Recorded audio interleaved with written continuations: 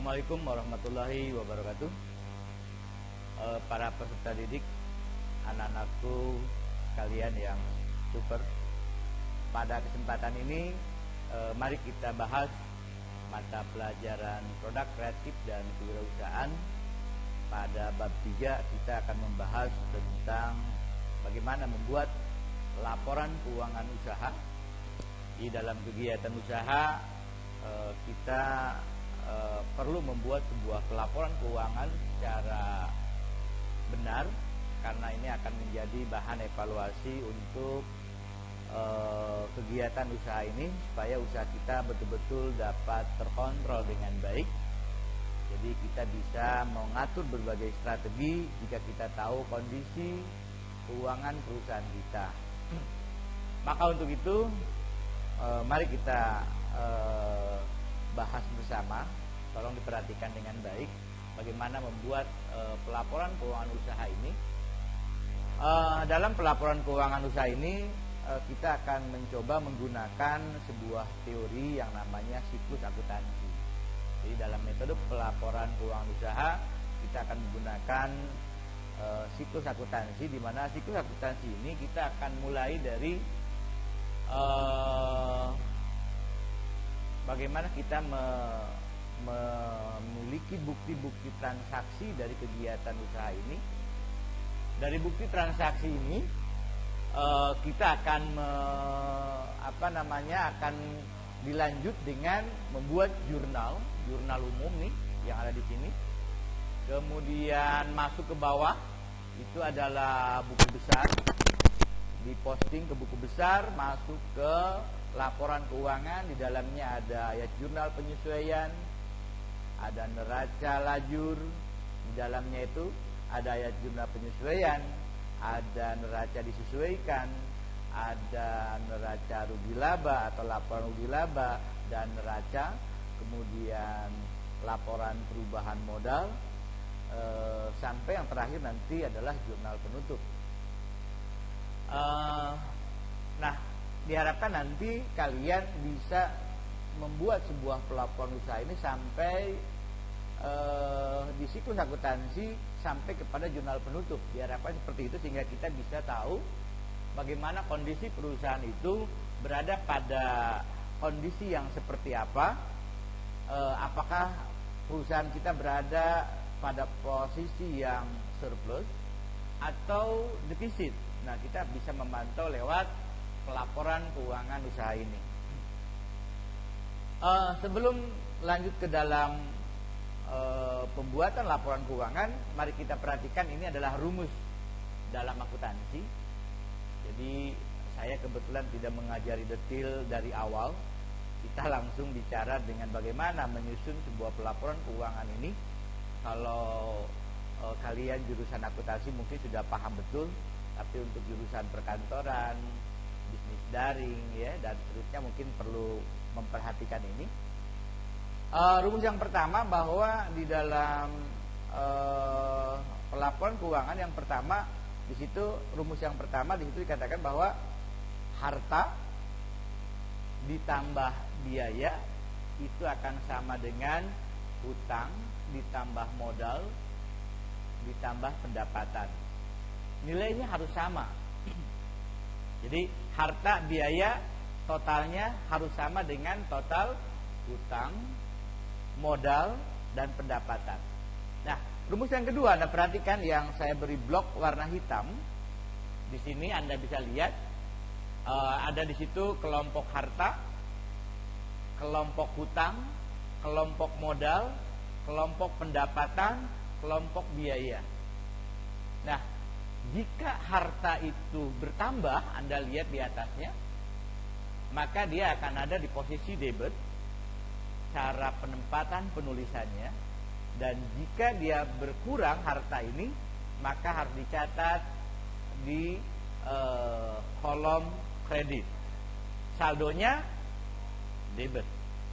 Kemudian untuk kelompok hutang, jika hutang bertambah, itu akan dicatat di kelompok kredit, dan jika berkurang ada di kelompok debit, saldonya kredit.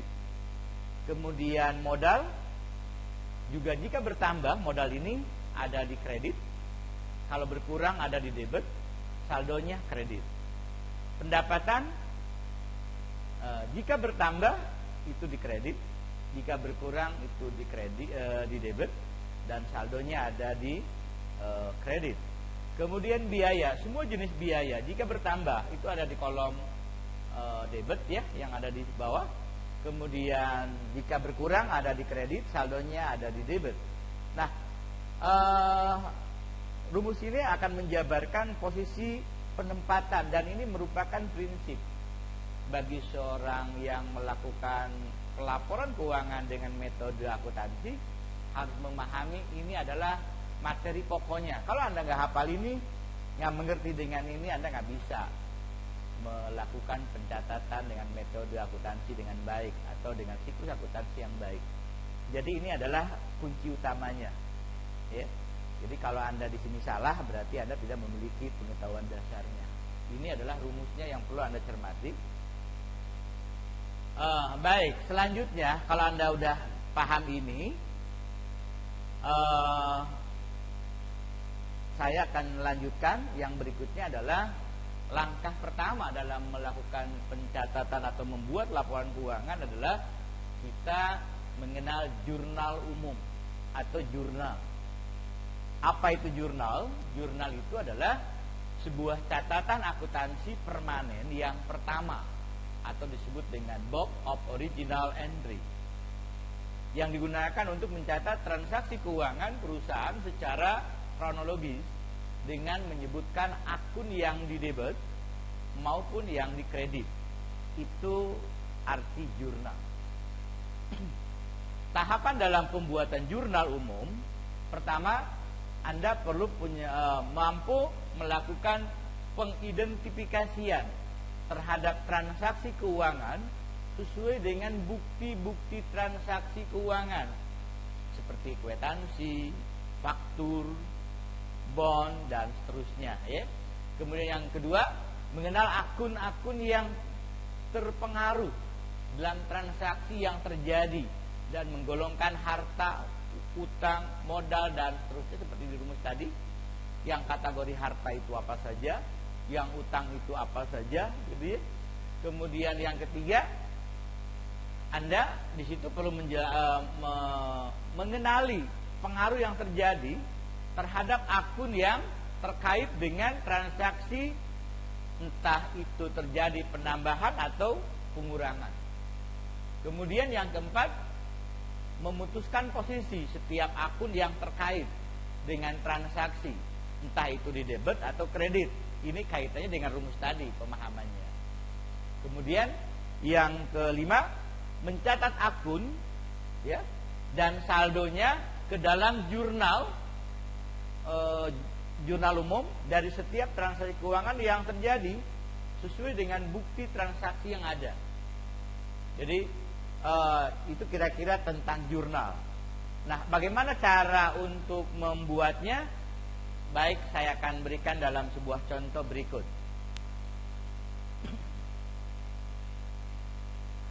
Ya, tolong diperhatikan. Oke, silakan ke contoh. Kita coba lihat contohnya.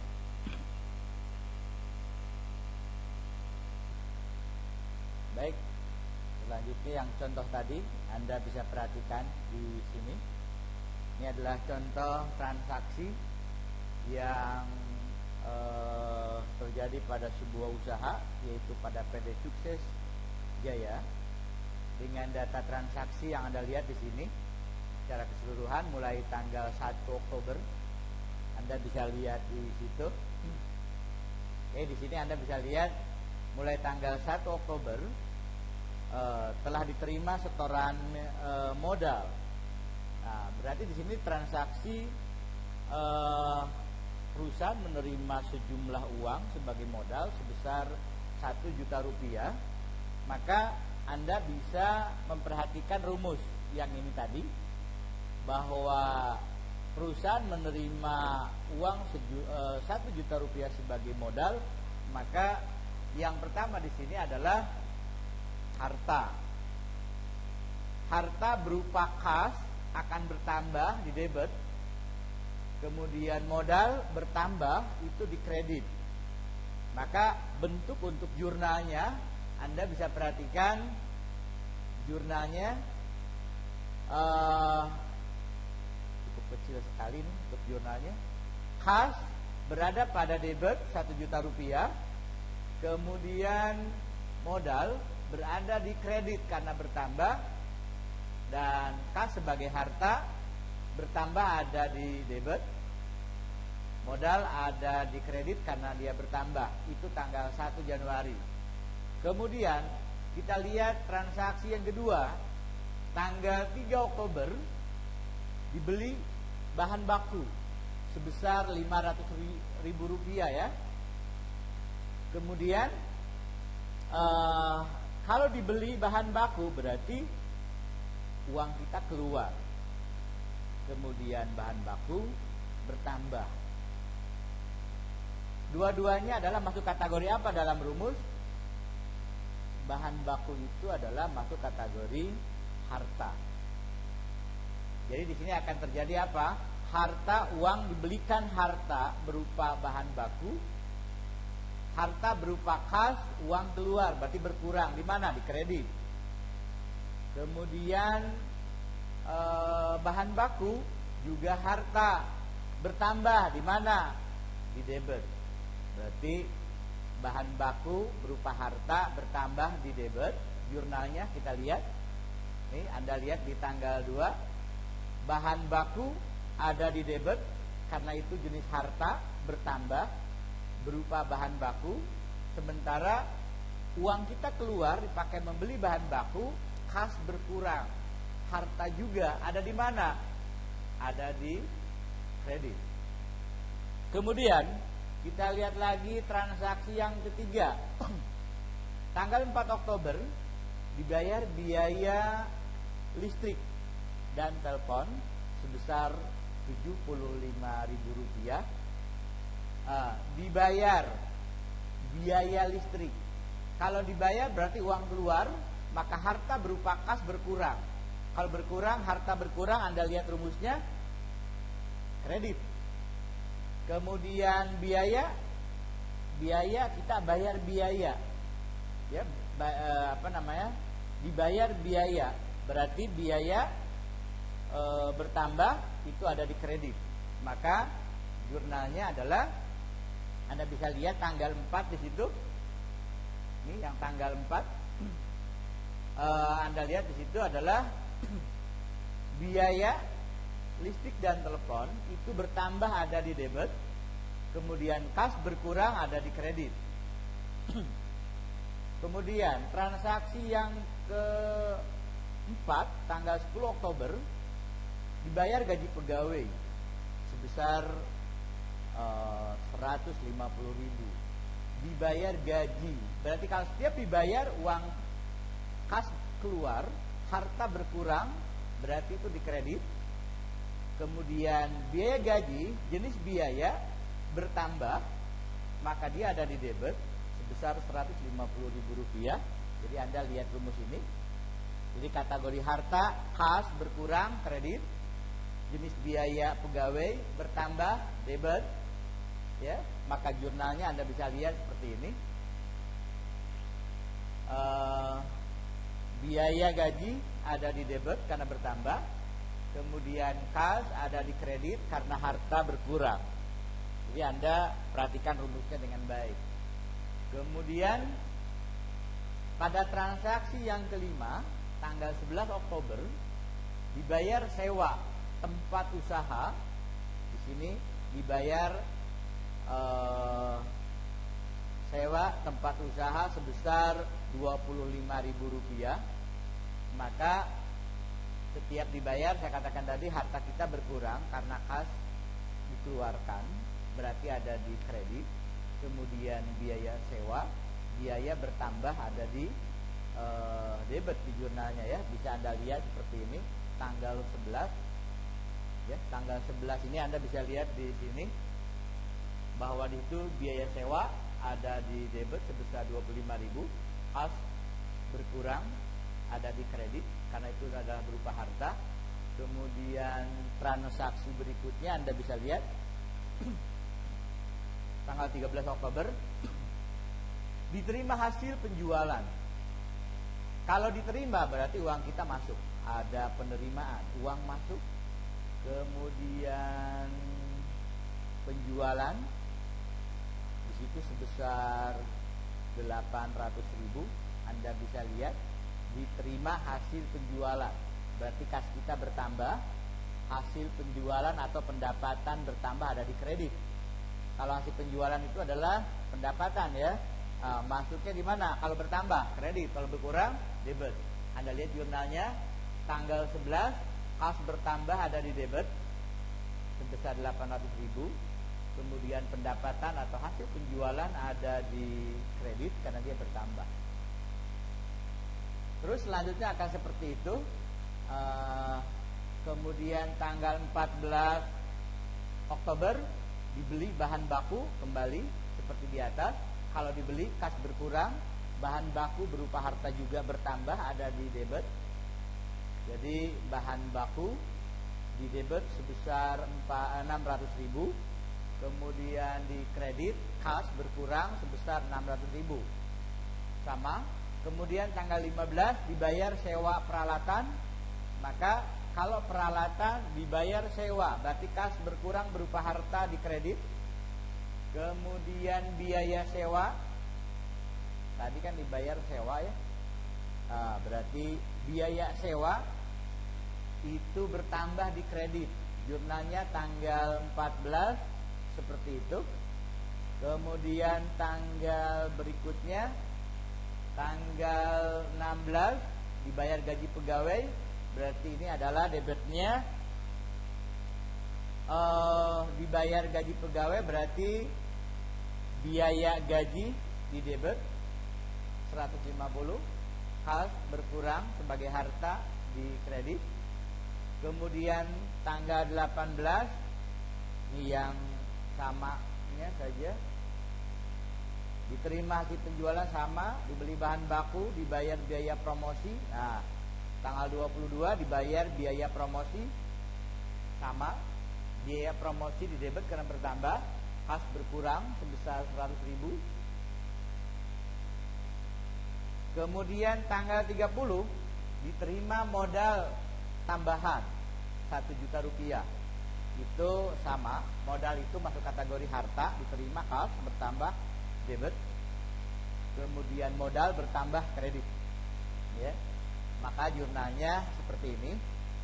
Jika Anda ini ditotalkan debit dan kolom kredit, jumlah totalnya sama, berarti pekerjaan Anda sudah benar. Tapi jika ada selisih, berarti Anda ada yang salah di dalam pengisiannya. Ini sampai di sini barangkali untuk pengisian jurnal. Dalam pertemuan berikutnya kita akan bahas memposting dari jurnal ke buku besar. Oke. Untuk sekarang sampai di sini dulu barangkali. Mohon diperhatikan dan nanti untuk dapat Anda mencoba, tugas akan saya sediakan melalui aplikasi Moodle. Jadi Anda nanti mengerjakan soal ada di Moodle. Kemudian hasil pekerjaan Anda dikerjakan di Microsoft Excel. Kemudian diupload ke Moodle yang sudah saya siapkan, sehingga pekerjaan Anda nanti akan dapat saya koreksi dengan baik pekerjaannya. Sampai di sini, terima kasih. Assalamualaikum warahmatullahi wabarakatuh.